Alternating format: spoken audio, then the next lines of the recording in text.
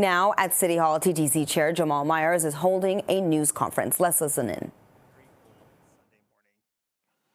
However, despite all the excitement, it became clear to me that while Line 6 is a tremendous achievement, there is real work to be done to ensure it delivers the level of rapid transit we all expect, especially after spending $3.5 billion to build the thing. So I got to work immediately. All week, I have collaborated closely with Mayor Chow, my fellow TTC board members, including Councillor Josh Matlow and Councillor Alejandra Bravo, on making this line better. At today's meeting, I'm putting forward my 2 motions to ensure Line 6, Line 5, and our entire streetcar network operate the way rapid transit should, which is, of course, fast. We heard from residents who have raised the same concerns I have about the speed of Line 6, and they are right to raise them. Riders are right to demand better, transit experts are right to expect more. And as TTC Chair, I'm stepping up with a clear and immediate plan of action. The simple truth is this: rapid transit must be rapid. If our LRTs move too slowly, riders will stay in their car, congestions will worsen, and the billions of dollars invested in public transit will not deliver the expected results. This is unacceptable and preventable at the same time. My first motion directs TTC staff, working with city officials, Metrolinx, and the province, to immediately strengthen transit signal priority, explore higher service frequencies, and review outdated internal policies that unnecessarily restrict LRT speeds on lines 5 and 6.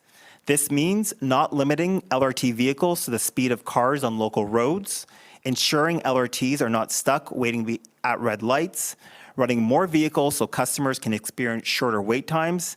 These are all practical, achievable, near-term solutions, and they will make a real difference in the lives of our customers.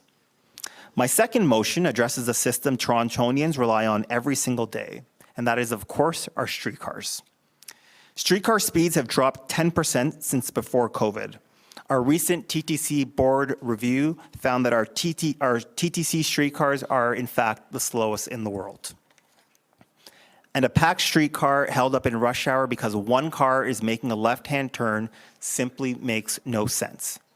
We need faster streetcars, stronger signal priority, and a clear signal that a full streetcar carrying dozens of people takes priority over curbside parking and individual vehicles making left-hand turns.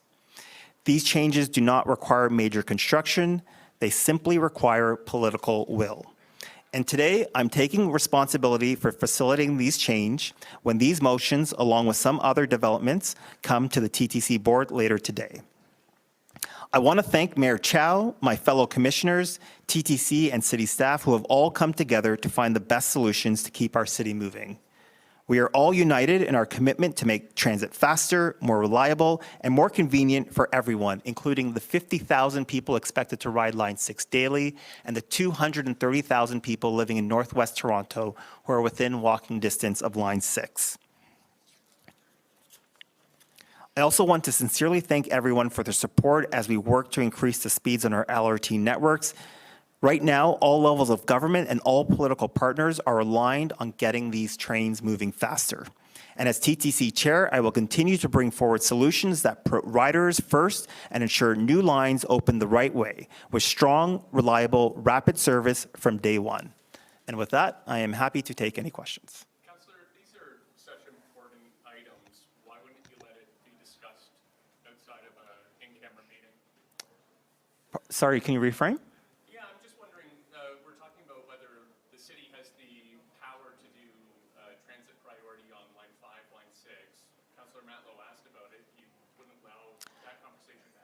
So I'll push back on that characterization a bit. So my motions are in public in terms of transit signal priority for LRT and streetcars. We will have that conversation in public.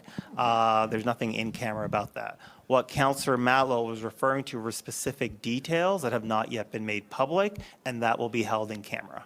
So we can't hear from the CEO on whether TTC needs to ask Metrolinx for permission on Line 5 and Line 6? I won't speak for the CEO. I will defer those questions to the TTC. What's your understanding of whose job it is to decide if we can get transit priority on line 6? On line 5 and line 6.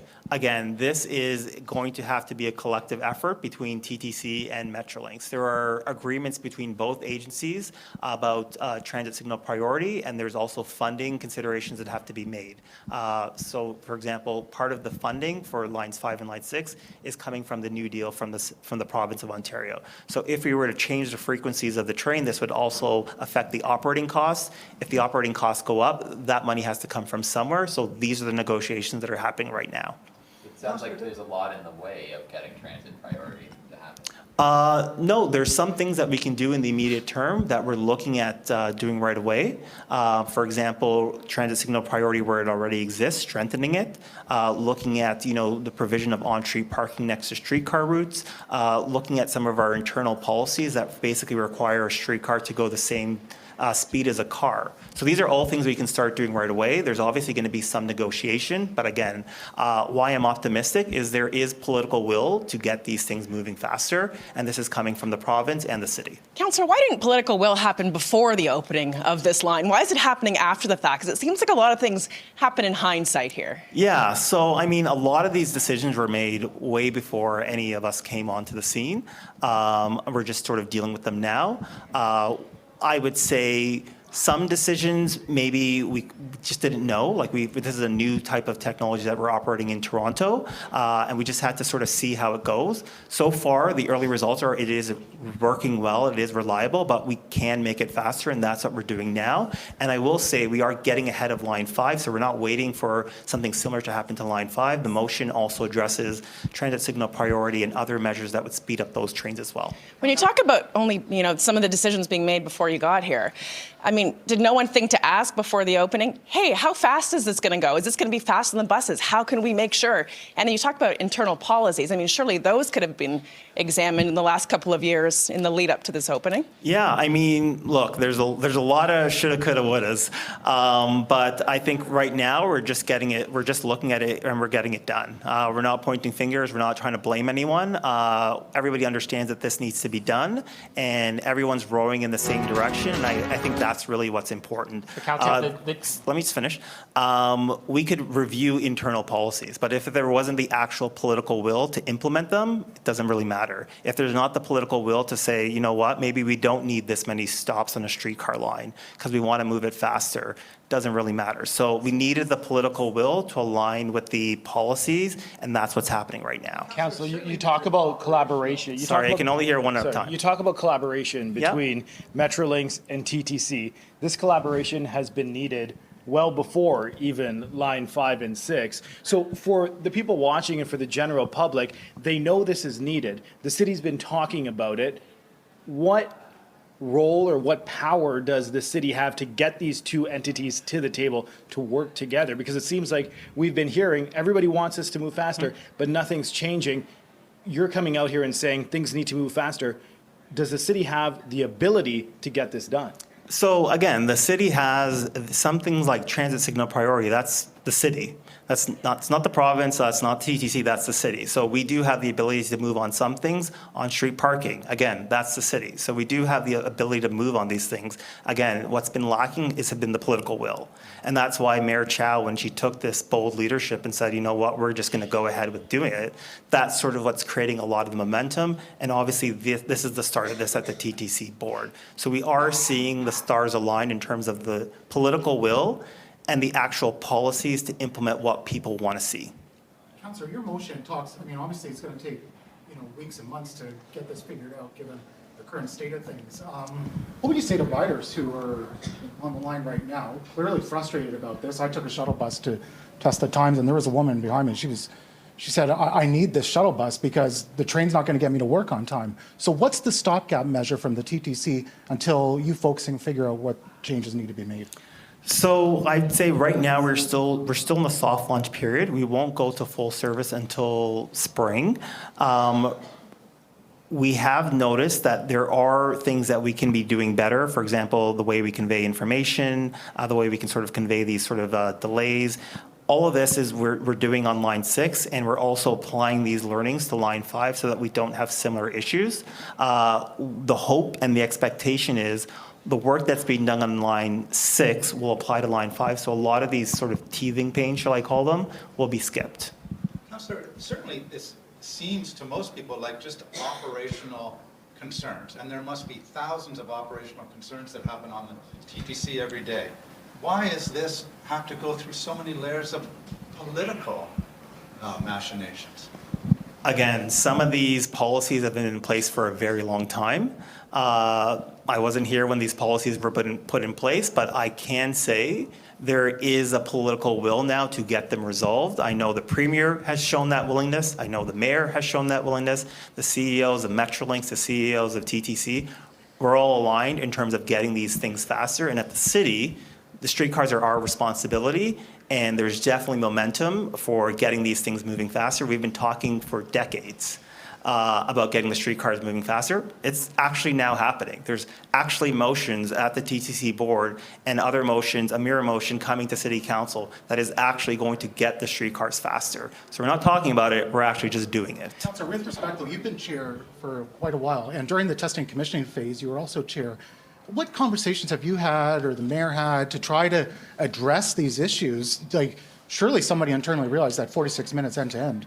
That's a long time, right? So I'm just curious, up before launch, what role you had and what role the mayor had and others on council had to try to rectify these issues before it launched? So I can't really speak to the role of other councillors or the mayor. I can speak to myself. I get sort of regular updates in terms of just the overall safety. That's where my focus was. Obviously, keeping what happened in mind in Ottawa, wanted to make sure there wasn't a similar repeat when we opened line 6. So that's really where my focus has been on. I know we also had to make sure that we had enough operators to actually run the trains, man the stations, all those kinds of considerations. So that's really where I've been focused on. Now that there is this issue that has emerged, and we sort of had rumblings that this might be a problem, but now we definitely know. When? How long ago were those rumblings? I mean, you saw the article in the Star. I think it came a couple days out before the line opened about, there were too many stops, the speeds are not going up. So there had been some rumblings, and okay, those were borne out to be true, so now we're going to fix them. But were those speeds not known to the TTC like 6 weeks before the opening date? That was when Metrolinx handed over the line to the TTC, and TTC had operational control of the line. So would you not have seen those issues crop up in testing, but also through the TTC's own testing of the line? So I will defer those questions to TTC. I know that there are some operational limits on the speed. For example, there are Vision Zero considerations, but a lot of those operational limits were put in place when streetcars sort of ran in mixed traffic. They were never really updated to, for example, consider streetcar in its own right of way. And I think what happened is a lot of the operational requirements for streetcars were simply applied to LRTs in terms of how they should run on streets. So I think that's what happened. So again, this is why we're sort of taking this wholesale looking at the speeds, the frequency of the stops, and anything else that we can do better transit signal priority in terms of speeding these up. Councillor, when you talk to... Sorry, if Metrolinx comes back and says, you're not allowed to speed up these trains because this is how fast we want line 6 or line 5 to go, will you be happy with that? No. I want What the will trains. you do then? I want the trains to go faster, and again, I know that the Premier wants the trains to go faster. I know the Mayor wants to go the trains to go faster. I know the Minister of Transportation wants the train to go faster. I can't imagine that the CEO of Metrolinx would not want the trains to go faster because he's put a lot of work in getting this over the line as well. So I know that he has a lot riding on this, and he of course wants this to be a success. We obviously have Eglinton rolling out soon, so we want that to be a success as well. Councillor, speaking of Eglinton, the Star and Global have both reported that there was a meeting on December 5th between TTC, Metrolinx, Transportation Minister's Office about the opening of the crosstown and when that date would be. Sounds like MTO was pushing for December 28th, and that the TTC is pushing for February 8th as the opening date. Can you tell us about that meeting? Were you present? And are those details about an opening date in February correct?